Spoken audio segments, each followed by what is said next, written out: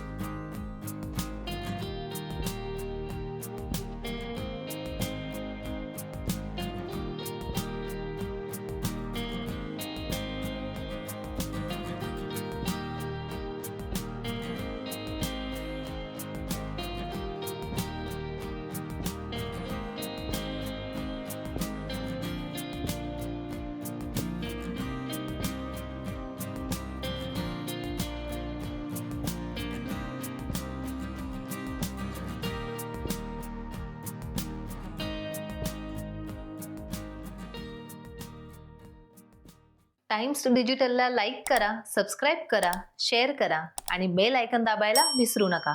पाहत रहा times digital.